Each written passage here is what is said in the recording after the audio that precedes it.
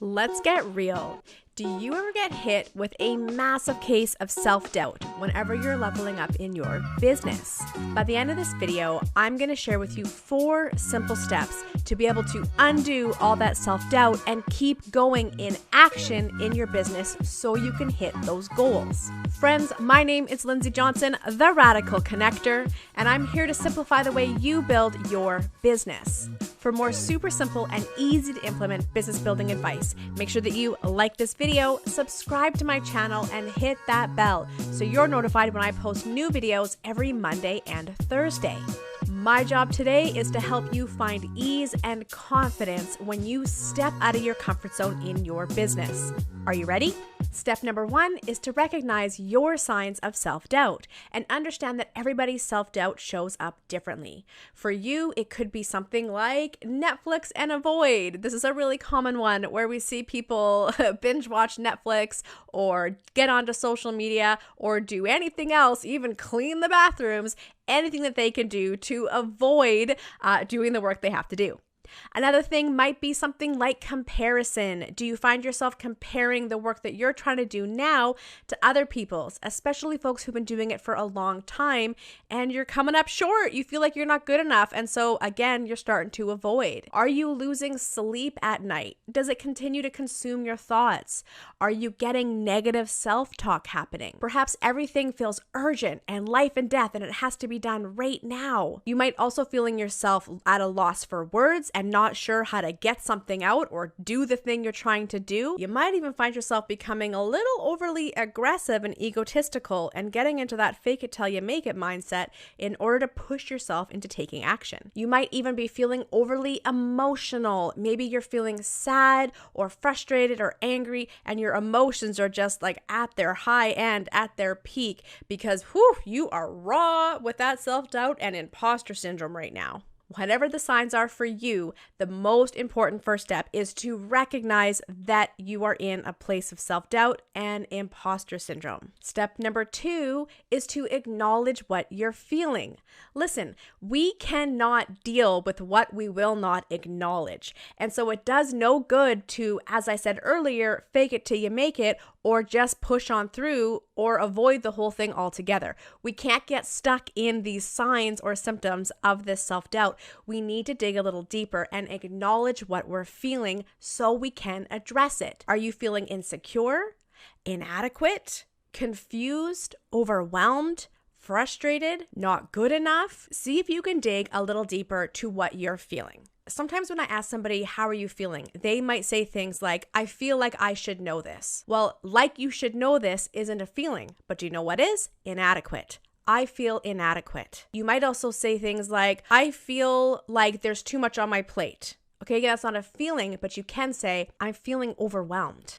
So see if you can recognize the symptom and recognize the self-talk and dig deeper into what the feeling is. Because when we get to that feeling, especially things like inadequacy, embarrassed, exposed, vulnerable, when we can get into those heavier feelings, it allows us to get the support that we need to be able to process and work through those feelings and to get back to work. Which leads us nicely into point number 3, and that is to get support. Who are your business besties that you turn to when you need someone to lift you up or talk something out?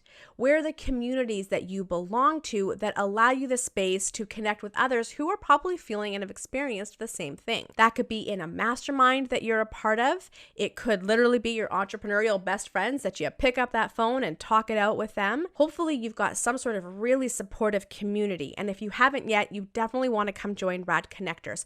That's my free community for new entrepreneurs.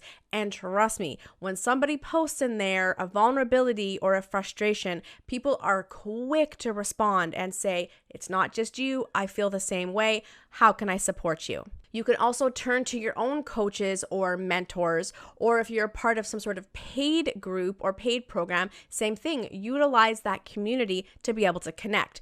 This is something I see all the time in Irresistible Entrepreneurs Academy. We have people who generally, when they are new, I'm going to keep it real. When you join my programs, I'm going to push you out of your comfort zone. I'm going to get you to level up your thinking and your activities. And so a lot of times that triggers people into that imposter syndrome and into that self-doubt. But every time they are brave enough to post it in the group how they're feeling, they are always met with support and they always feel better.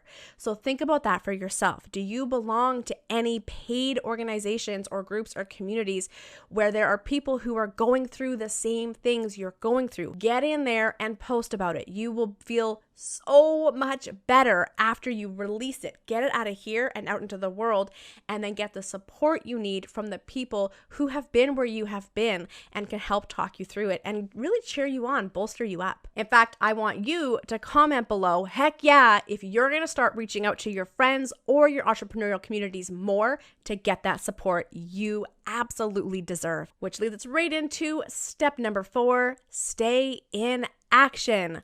Oh my goodness, friends, imposter syndrome, self-doubt, they are motivation killers. We cannot let them win. So remember steps 1, 2, 3. You want to recognize it, you want to acknowledge it, and you want to get the support. And once you're there, I want you to get back into action. Your confidence comes out of being in action, being in the magic of what you do.